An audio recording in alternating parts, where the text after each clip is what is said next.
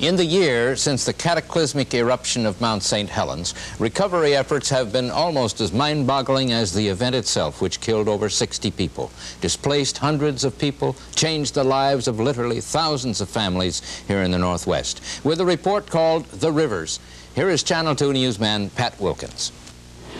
Every time the volcano shudders, do people tremble? Some do. Most do not. They simply get out of the way.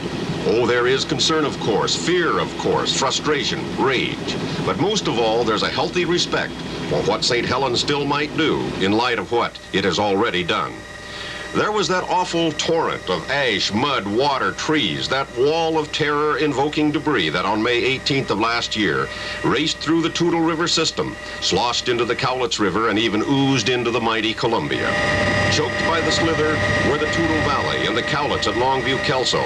Plugged was the shipping channel of the Columbia at Longview. Added to the death and destruction and constant danger posed by the volcano itself, the clogged Toutle and Cowlitz presented the possibility of more major flooding because of inability to contain even normal runoff. The cleanup of the rivers became the responsibility of the U.S. Army Corps of Engineers, a job the Corps dubbed Recovery Reconstruction, the magnitude of which it describes as the most extensive and expensive emergency operation ever undertaken by the Corps. Now, a year later, most of the initial excavation work, some 90 million cubic yards of debris, has been done, to the tune of about $185 million. Add another $55 million for facility reconstruction, and another estimated $600 million over the next 6 or 7 years to assure flood control and navigation. Here behind the silt containment dam on the North Fork of the Toutle River, the contractor has about 2 million yards of material yet to remove to a disposal site upstream. The job is to be completed by the end of September. A Corps spokesman says in about 7 years, after the mud flow stabilizes, the dam will be taken out. Meanwhile, the North Fork continues to carry much silt as it courses to the Cowlitz. On the South Fork of the Toutle, conditions are better. The river now runs clear much of the time and is muddied only by rain and dredging. The excavation work here, too, is to continue until September. Bank work on this stretch of the South Fork is contributing rock, which is crushed for resurfacing of logging roads in the area. A small debris-retaining dam at this spot, says the Corps spokesman, could be removed in 3 to 5 years. People are plagued by terrible memories of the awesome event, but out of pure necessity, they are adjusting.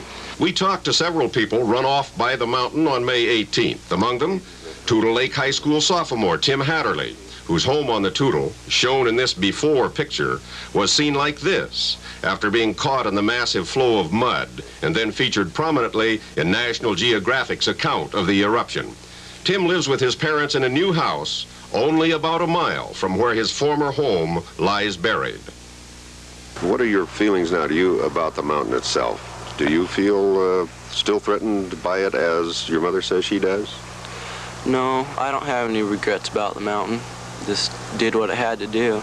And our house is just in the wrong place at the wrong time.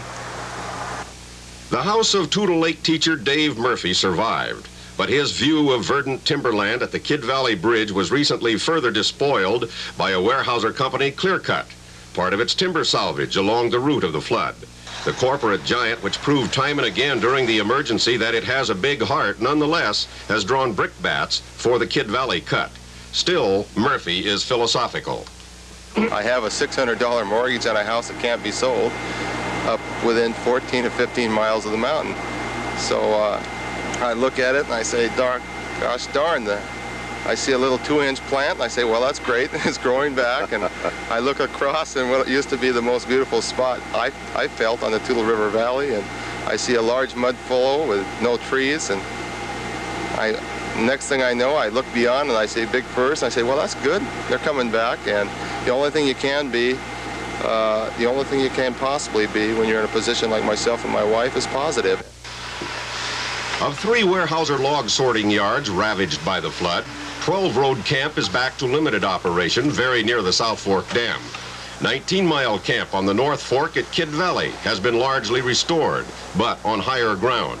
But a mile below the North Fork Dam, Camp Baker remains a ghost, through which log trucks now pass without stopping on their way to more secure facilities. Activity at Camp Baker is now limited. to some lingering equipment salvage and loading out of small timber, less valuable wood, which will be chipped into fuel. A further look at the rivers in a moment.